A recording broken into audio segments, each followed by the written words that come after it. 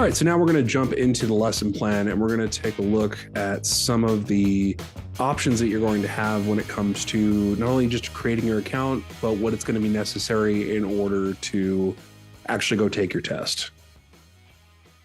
So one of the big changes as far as occupational licensing is concerned, beforehand, you used to be able to fill out a form, go directly to occupational licensing, whatever the local office is.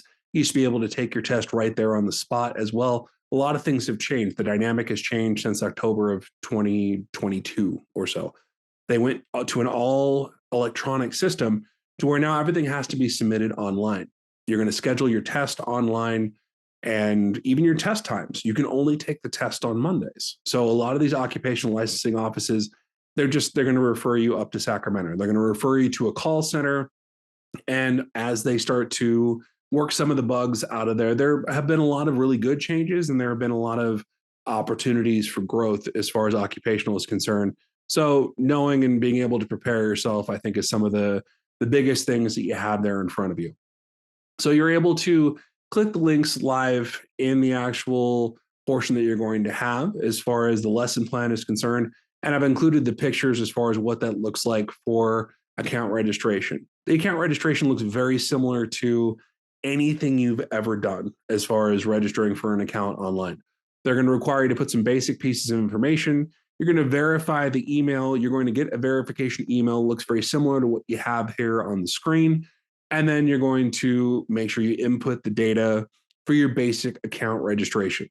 Now, one of the important things to remember when you're registering for an account is that you're going to have to figure out how you're going to structure your business before you start your application. We're going to talk about that in a very little bit, but it's important that, and again, I can't give you any legal or financial advice through the course of any lessons that we talk about here at California Dealer Academy, but I can definitely give you my professional opinion. And that's what you're going to get throughout the course, is you're going to get my professional opinion on quick ways to operate. But I always want you to make sure that you talk to your attorney, talk to any trusted financial advisors like a CPA before you make those important decisions. After you've gone through the privacy policy, input a lot of very basic information as far as account verification is concerned, and you confirm your phone number, then you're going to go through account registration, which looks very similar to what is here on the screen. And then you're going to go into the login page. Now, the layout for how to get to the actual login page is somewhat clumsy. Okay. You do have to kind of work through it multiple times here. There is a great quick start guide that the DMV has on their website that I encourage you to download and follow, because it will help you get back to wherever you need to in order to make sure this is something that makes sense. Now, once you've gotten there, you verified your account, they're now going to have you verify as a user. Anytime you're looking for some kind of home base, it will say welcome, your first and last name, and then all your information there on the dashboard. Some of the common things that I see with most customers is if you've created a My DMV account. So if you've registered your car online, if you've done anything with your driver's license online, it is the same account. They will pull from the same email address. Okay. So you might need to call into occupational license directly and make sure that the DXP mismatch, if it's something that's created, they're able to fix on the back end as well. So it does take a little bit of finesse sometimes, like with most things as far as California DMV. But once you get there, this is what you're looking for. Now they're going to ask you to verify your information using your California ID or driver's license. This is going to help you as far as get through to the next step, as far as being able to input your information. So that way you can actually get to the portion where you can start your application process. So they're going to have you break down, as far as your ID is concerned, all your information, things like your first, middle, and last name. You want to make sure that however it's input on your ID is exactly how you're inputting it there into the system. So it's also important, as a public service announcement, make sure that you get your address updated to whatever the latest and greatest address is before you start this venture. And then you're going to get to what we have here on the screen. Now, Once you verified yourself as a user, this is where you're going to live for the duration of your application process. Okay. If you see this icon here where it says My Applications, this is where you're going to start, because with the My Application page, then you are going to be able to put in your information that's going to be required in order to start your application process. Any questions so far?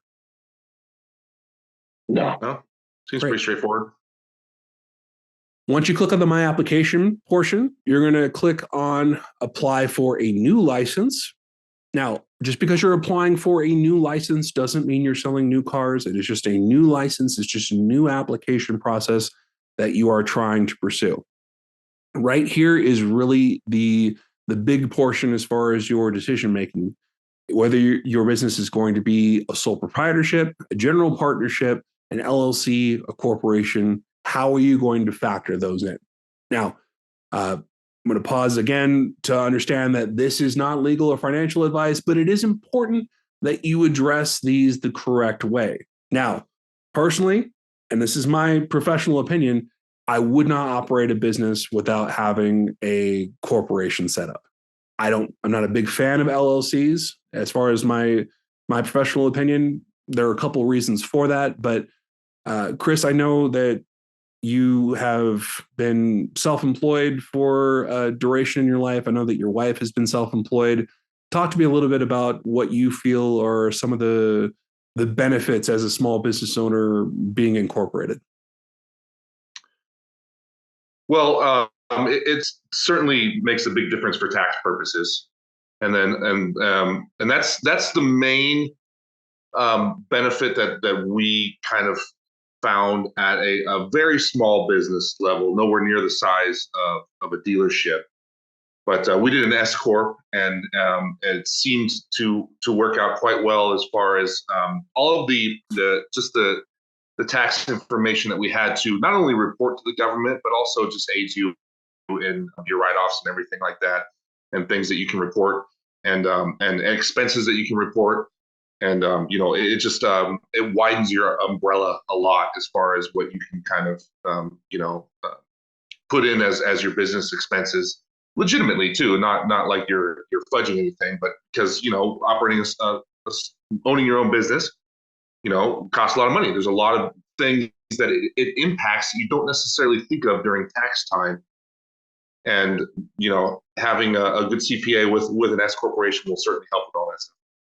And I totally agree with you. And I appreciate you giving your personal feedback as far as things you've personally experienced. Well, understand that a lot of the dealerships that you guys are even potentially looking to start are no bigger than a lot of the small businesses that are out there. Now, as far as wholesaling, let's talk about some of the licenses that you can get. A wholesale license is where you're only selling to other licensed dealers. A lot of wholesalers that I know, they operate out of their house. And you can do that too, as long as you have a garage or a granny flat, some kind of entrance from the outside that allows it to operate essentially as an office that is independent. I don't have to walk through your living room, go up the stairs, pass your St. Bernard, or whatever else it is. It has to be a direct offshoot of the outside.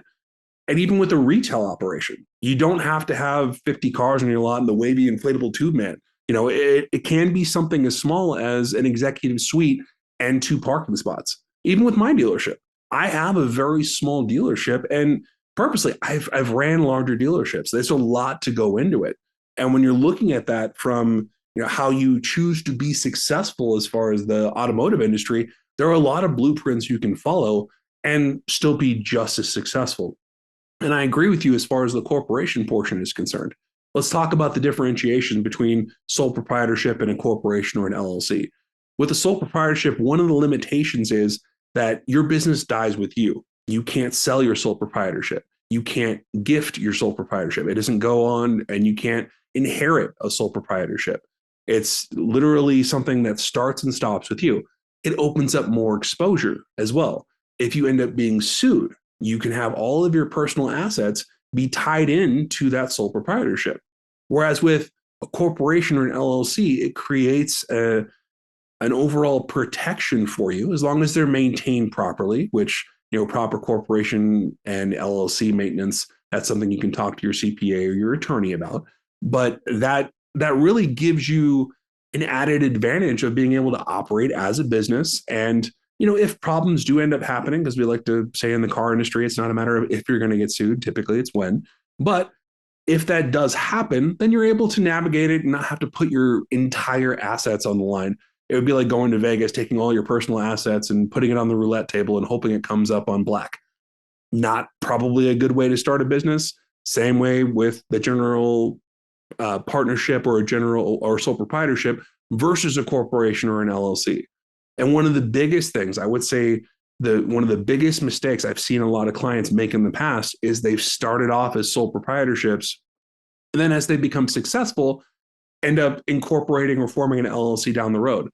What they end up having to do is going out of business and redoing this entire process again. It also means retaking the class, and the jokes don't change, and neither does the material. But you do have to sit here for another 6-hour course.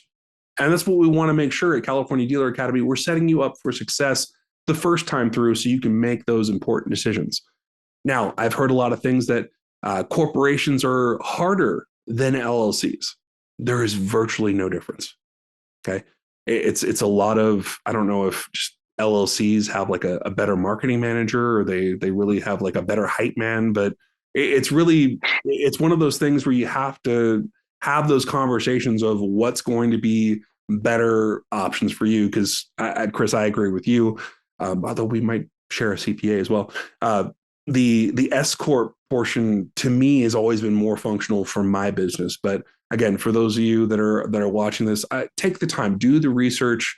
I will tell you that, especially as I've gotten older and kind of evolved through business myself, I will say that taking the time to use an attorney when it comes to corporate matters is definitely, I have found, a little bit more beneficial. Not that there aren't good results you can have from companies like LegalZoom or insert quick corporation setup. I feel like it's almost getting to McDonald's status where I can set up my corporation in 15 minutes.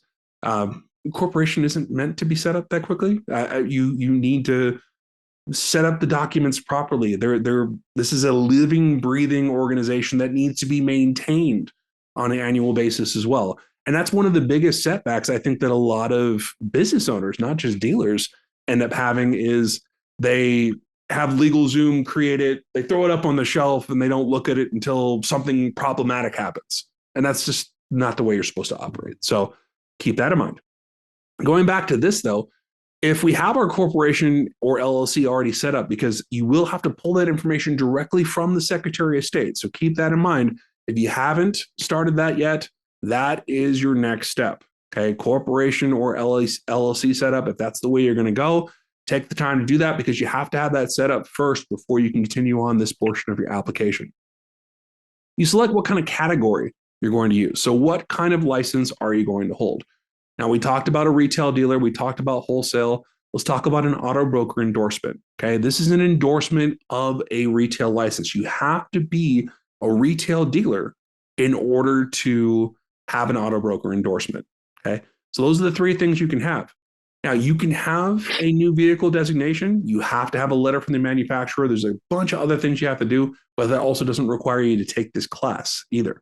So important things to kind of keep in mind. You're going to be wholesale, where you're selling dealer to dealer. You're going to be retail, where you can sell directly to the public, and you can also get that auto broker endorsement. If you're retail, you can also wholesale as well. So wholesale is really the only one that has those really stringent limitations as far as only being able to sell dealer to dealer.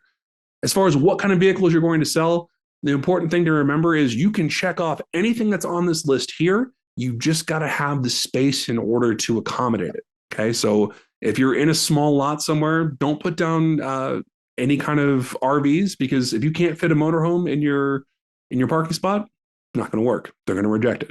Okay. So save yourself the time.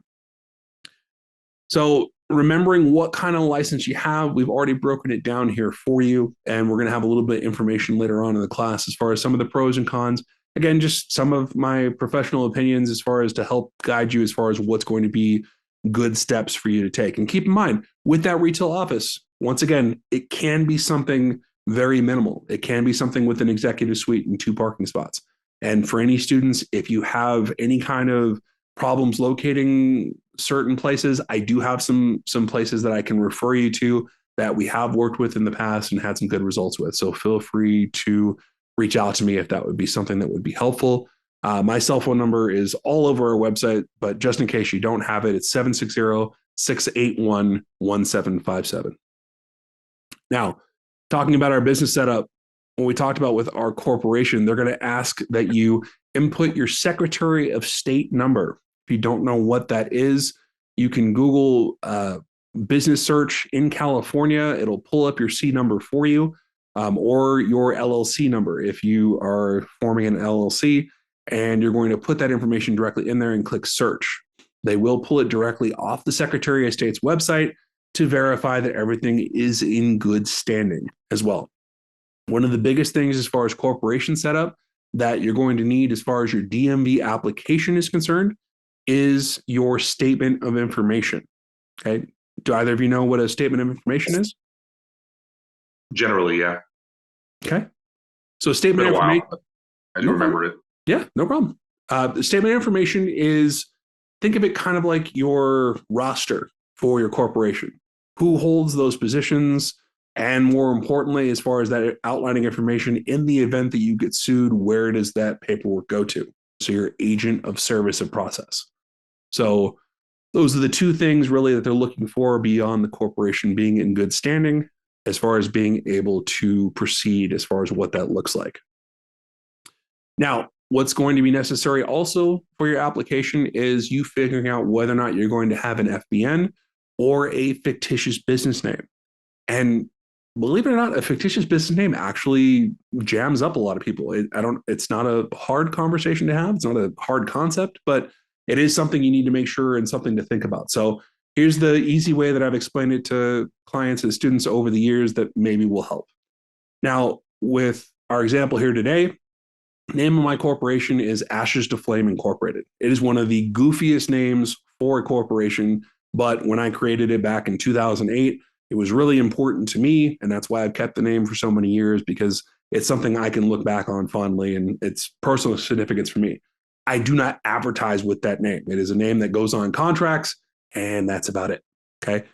I do have a bunch of fictitious business names or DBAs that I do operate as far as subsects of my company, much like what California Dealer Academy is. California Dealer Academy is my fictitious business name.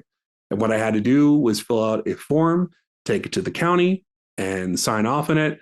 Had to get it not only filed, but then published in the newspaper. I'm pretty sure that's the only reason why we still have newspapers is for fictitious business names, because I'm not sure what else is being accomplished with it. And obituaries. And obituaries. Thank you. That does help as well.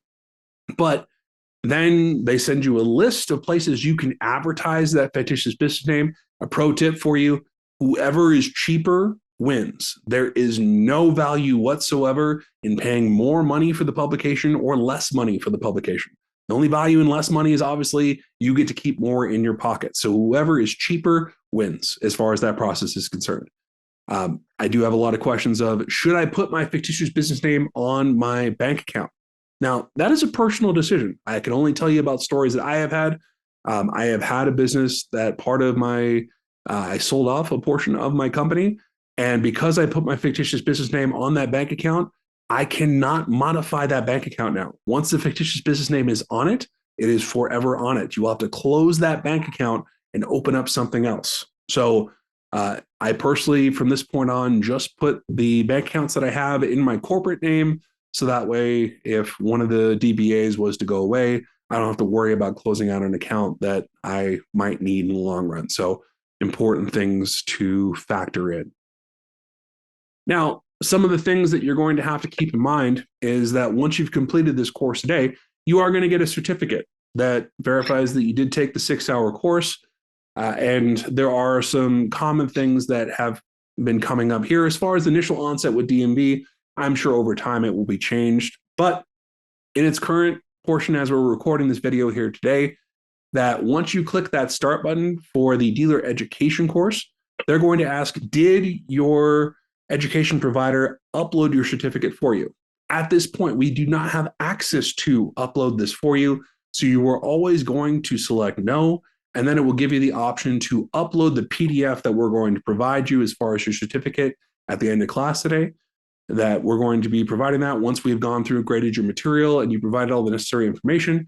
You can upload that directly to your portal so that way you can continue on. Please do not wait for us to upload it because we do not have access to. And if you have any questions, you can always reach out to me directly. You are going to schedule to take your examination, but we got to do things in order. So we're going to come back to that and show you exactly what's going to be necessary in order to do that. So much like what's here on the screen, you're going to be able to upload that directly in there for your test. And then we have the information for the test offices here. This is the way it was originally set up for testing, like I had mentioned. Now it has gone to only Mondays for the foreseeable future, but all of the offices where occupational is currently located as well. All right. Any questions on that section? Nope. All right, so when we come back, we will talk about preparing for your application setup.